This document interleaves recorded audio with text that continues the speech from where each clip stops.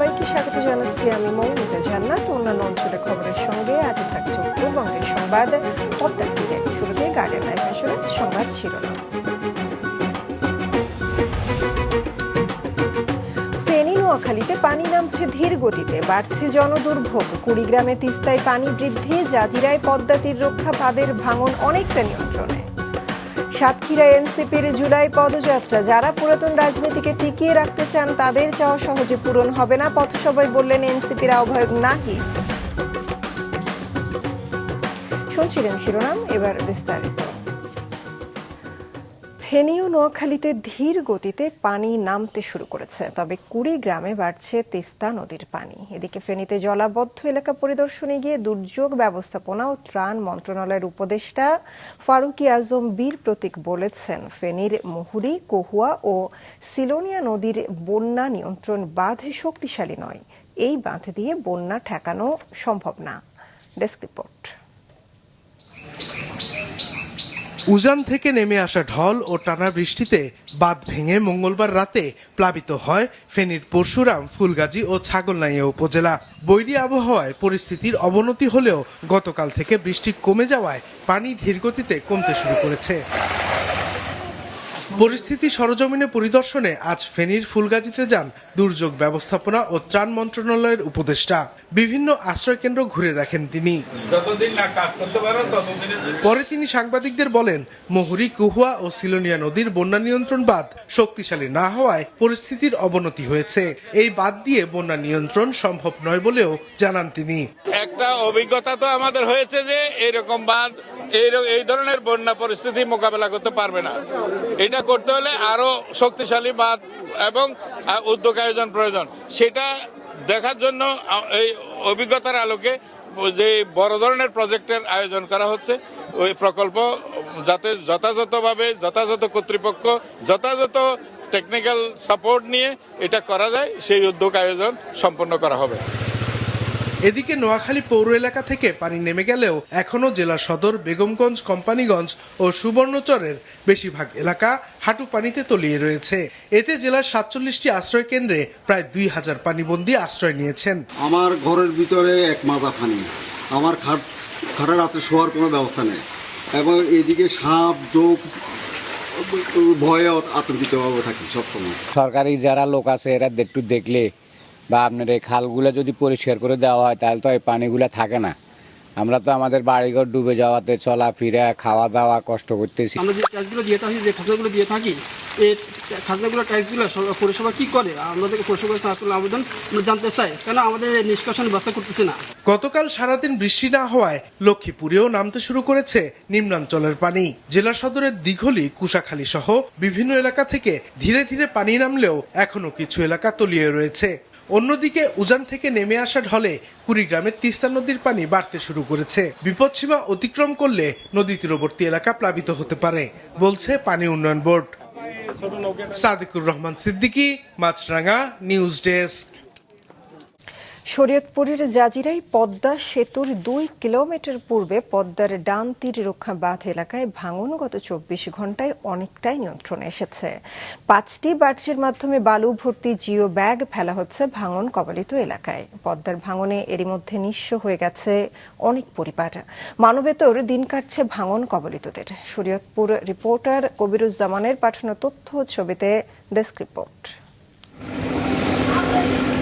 শরীয়তপুরের জাজিরা মাঝির ঘাট বাজারের চায়ের দোকানদার স্বপন মাতবর। জীবনের সব উপার্জন দিয়ে গড়া স্বপ্নের বাড়িটি হারাতে বসেছেন তিনি। বাড়ির অর্ধেকটা গিলে নিয়েছে পদ্মা, বাকিটুকু যাওয়ার পথে। তার দুশ্চিন্তা, পরিবার পরিজন নিয়ে কোথায় থাকবেন তিনি, কিভাবে দিন কাটবে তাদের। সর্বশেষ জায়গা ছিল, এখন আমার কোনো জায়গা জমি কিছুই নেই, বাড়ি ঘর কিছুই নেই, নিঃস্ব হয়ে গেছি। ছেলে মেয়ের লেখাপড়া বন্ধ হয়ে গেছে, খাওয়া খাওয়া বন্ধ হয়ে গেছে। কই যাবো, কি করবো? আকাশের নিচে থাকি, রাস্তাঘাটে থাকি। পদ্মার ভাঙনে গত কয়েকদিনে স্বপন মাতবরের মতো ঘর বাড়ি হারিয়েছেন অন্তত 17টি পরিবার। নদীতে বিলীন হয়েছে অনেক দোকানপাট ও ব্যবসা প্রতিষ্ঠান। তাদের অনেকে আশ্রয় নিয়েছেন আত্মীয় স্বজনের বাড়িতে, কেউ অবস্থান করছেন খোলা আকাশের নিচে। সব হারিয়ে মানবেতর দিন কাটছে তাদের। ছেলে মেয়ে মাদ্রাসা পড়ে, এখন তাগো লেখাপড়া কেমন কিভাবে কি করবে? তো মানে আমার কোনো প্রস্তুতিও নাই, ওই এক কাপড়ে বেরিয়েছি। ক্ষতিগ্রস্ত হয়েছে বলার মতো না, অনেক ক্ষতিগ্রস্ত হয়েছে। এখানে থাকবো কই কী করবো, এখানে মানে কোনো সিকিউরিটি নেই, এই ব্যক্তি একদিন থাকে ওই ব্যক্তি একদিন থাকে। এই ঘর ভাড়া দিয়ে আমি চলতাম, দোকান ভাড়া দিয়ে চলতাম, আমার এই বাড়ি ভাঙ্গাতে এখনই আমি অসহায় হয়ে পড়ছি। যদি স্থায়ী বেড়িবাঁধ না করা হয় তাহলে আমাদের এখানে থাকা সম্ভব নয়, আর কোথায় যে থাকবো সেই সমস্ত জায়গা সম্পর্ক আমাদের নাই। পানি উন্নয়ন বোর্ড জানায়, পদ্মার পানি বাড়ার সাথে সাথে স্রোতের তীব্রতা বাড়ায় ভাঙন দেখা দিয়েছে। ভাঙন রোধে 5টি বার্জের মাধ্যমে বালু ভর্তি জিও ব্যাগ ফেলা হচ্ছে। গত 24 ঘন্টায় অনেকটাই নিয়ন্ত্রণে এসেছে ভাঙন। আমরা সব সময়, আপনারা জানেন আমাদের সার্ভে চলমান আছে, আমাদের সব সময়কার টেকনিক্যাল টিম ভিজিট করতেছে, ইভেন আমরাও আসতেছি। এই বিষয়টা প্রতিটা দিন আমাদেরকে অবজারভেশনে রাখা। সুতরাং এই অংশটুকু ঠেকানোর জন্য বাংলাদেশ পানি উন্নয়ন বোর্ড এবং পানি সম্পদ মন্ত্রণালয় সম্পূর্ণরূপে অ্যাক্টিভ আছে এবং আমরা আমাদের যথাসাধ্য চেষ্টা করি। গত 7 জুলাই বিকেলে হঠাৎ করে ভাঙন দেখা দেয় শরীয়তপুরের জাজিরায় পদ্মা সেতু প্রকল্প রক্ষা বাঁধে। নদী গর্ভে বিলীন হয় বসতবাড়ি ও ব্যবসা প্রতিষ্ঠান সহ অন্তত 17টি স্থাপনা। মাছরাঙা নিউজ ডেস্ক। কিছুক্ষণ আগে ফেনী ও নোয়াখালীর জলাবদ্ধতা পরিস্থিতি জানিয়েছেন আমাদের সহকর্মীরা। সকাল থেকে কিন্তু নোয়াখালীতে অনেকটা রৌদ্রোজ্জ্বল পরিবেশ।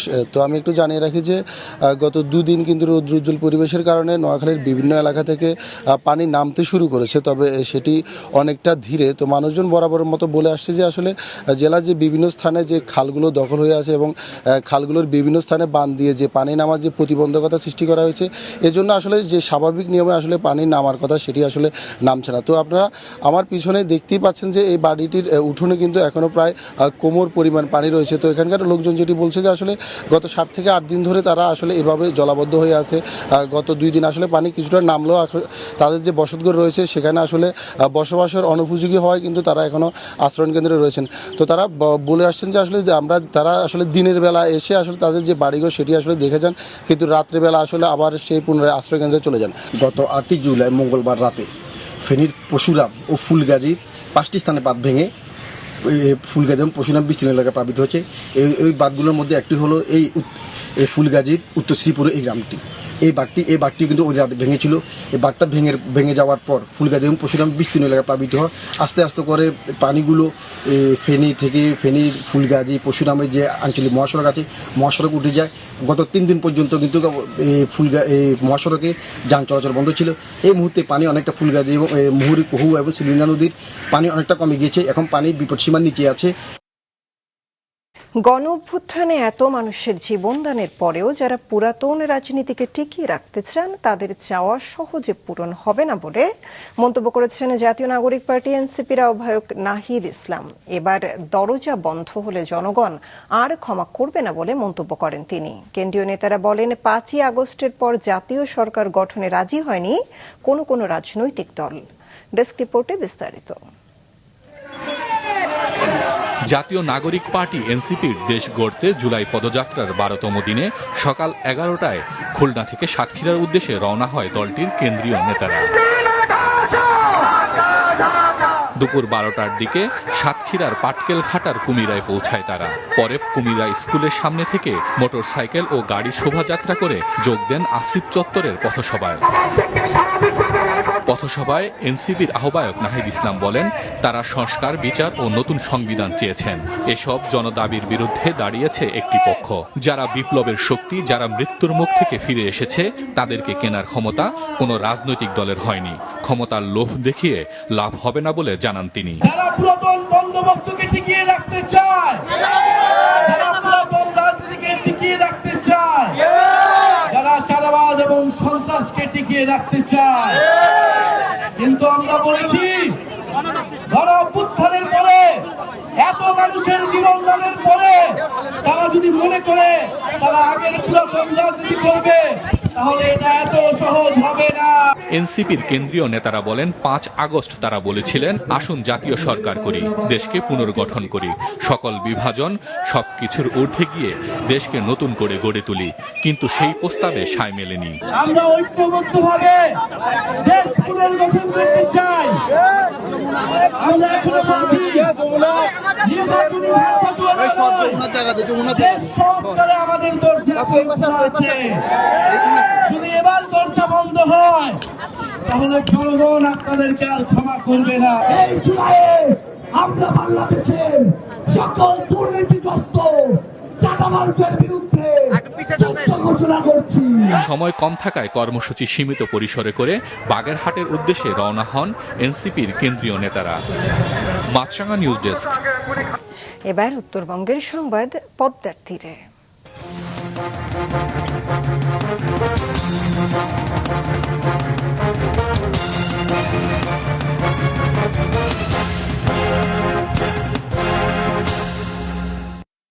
আগে বিচার ও সংস্কার, তারপর নির্বাচন। বিএনপি এই কথা আর শুনতে চায় না, এমন মন্তব্য করেছেন বিএনপির স্থায়ী কমিটির সদস্য ডক্টর আব্দুল মঈন খান। সকালে ভুবন মোহন পার্কে রাজশাহী মহানগর বিএনপি আয়োজিত নতুন সদস্য সংগ্রহ ও নবায়ন কর্মসূচিতে ফর্ম বিতরণ সভায় এ মন্তব্য করেন তিনি। এ সময় তিনি আরও বলেন, সংস্কার ও বিচার চলমান প্রক্রিয়া, যত দ্রুত সম্ভব নির্বাচনের মাধ্যমে জনগণের হাতে গণতন্ত্র ফিরিয়ে দিতে অন্তর্বর্তী সরকারের প্রতি আহ্বান জানান মঈন খান।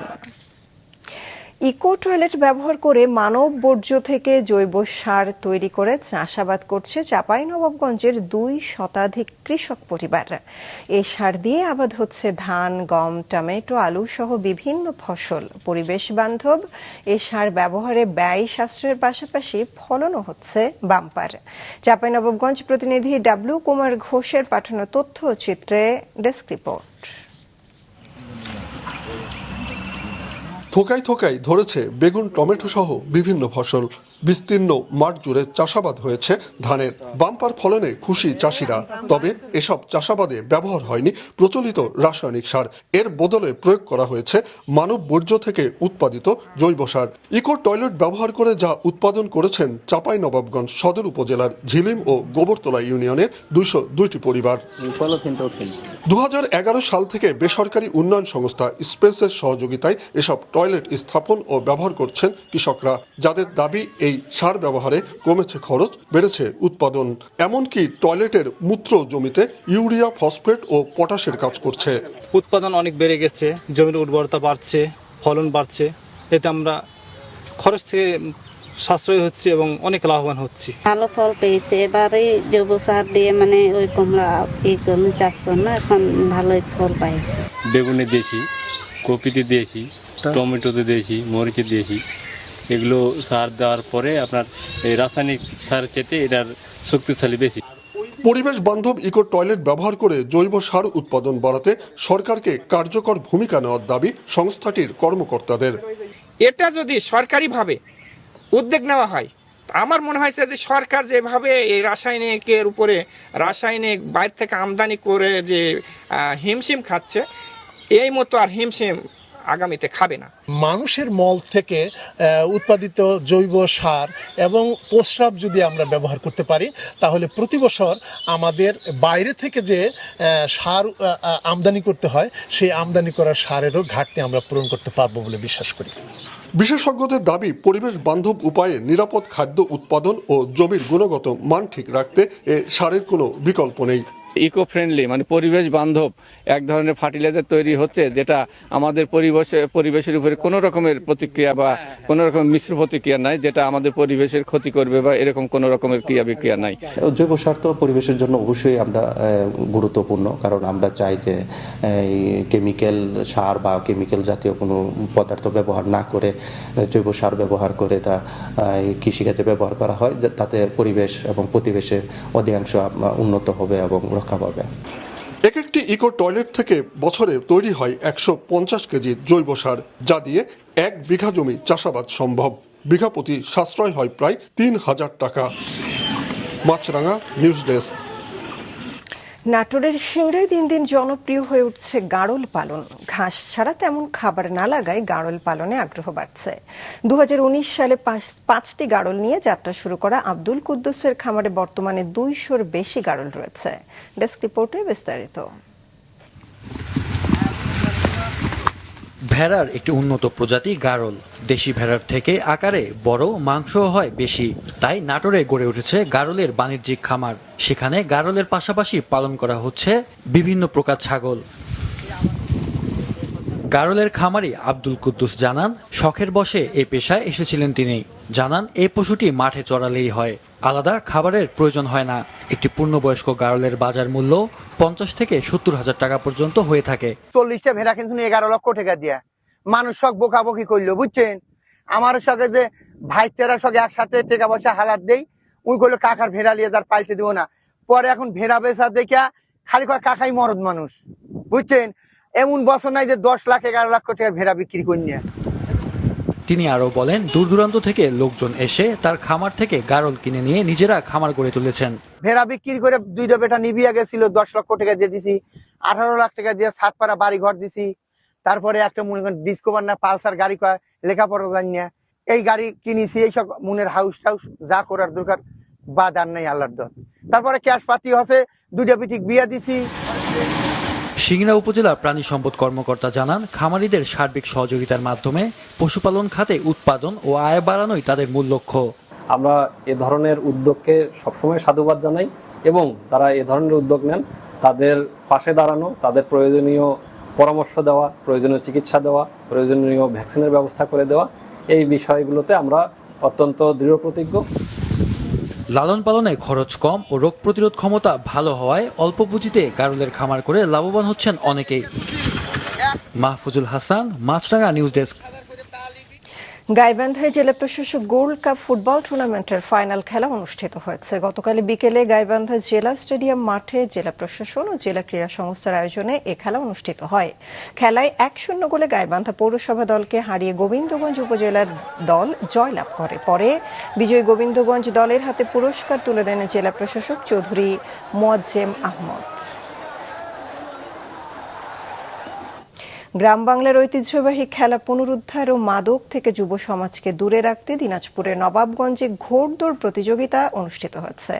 গতকাল বিকেলে উপজেলার মাহমুদপুর ইউনিয়নের হরিনাথপুর উত্তরপাড়া যুব সমাজের আয়োজনে করিমপুর মাঠে এই প্রতিযোগিতা হয়। এতে নবাবগঞ্জ, ঘোড়াঘাট, পলাশবাড়ি, পার্বতীপুর, রংপুর, বদরগঞ্জ সহ বিভিন্ন এলাকার 3টি গ্রুপে মোট 20টি ঘোড়া অংশগ্রহণ করে। বিজয়ী হয় ঘোড়াঘাট উপজেলার শ্রীচন্দ্রপুরের জাকারিয়ার ঘোড়া বাহাদুর। পরে বিজয়ীদের মাঝে পুরস্কার তুলে দেওয়া হয়।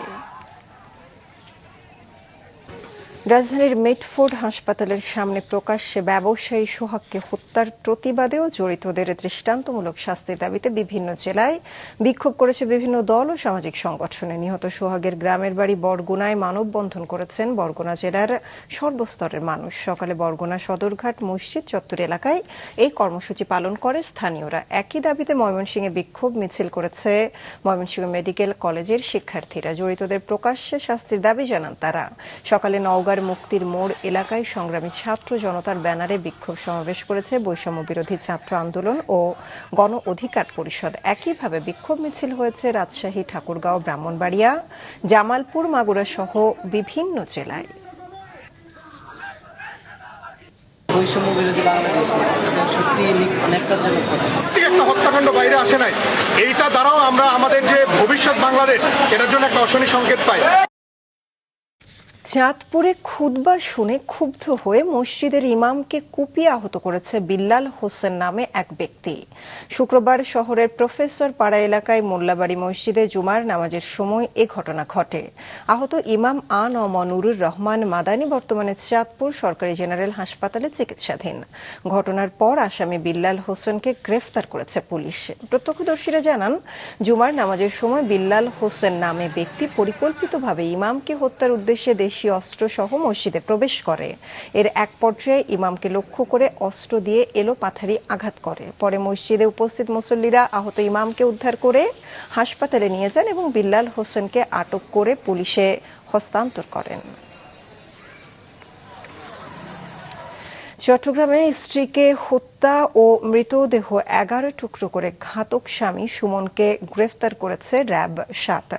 গতরাতে র্যাব 7 ও র্যাব 9 এর সদস্যদের যৌথ অভিযানে ব্রাহ্মণবাড়িয়া জেলার বিজয়নগর থানার ফুলবাড়িয়া এলাকা থেকে মোহাম্মদ সুমনকে গ্রেফতার করা হয়। সকালে র্যাব 7 চান্দগাঁও কার্যালয়ে সংবাদ সম্মেলনে এসব তথ্য জানান র্যাব 7 এর অধিনায়ক লেফটেন্যান্ট কর্নেল হাফিজুর রহমান। স্ত্রীর পরকীয়ার জের ধরে বাগবিতণ্ডায় এ হত্যাকাণ্ড ঘটেছে বলে জানিয়েছে আসামি। গ্রেফতার সুমনের বিরুদ্ধে আইনি ব্যবস্থা নেওয়া হচ্ছে জানায় তারা।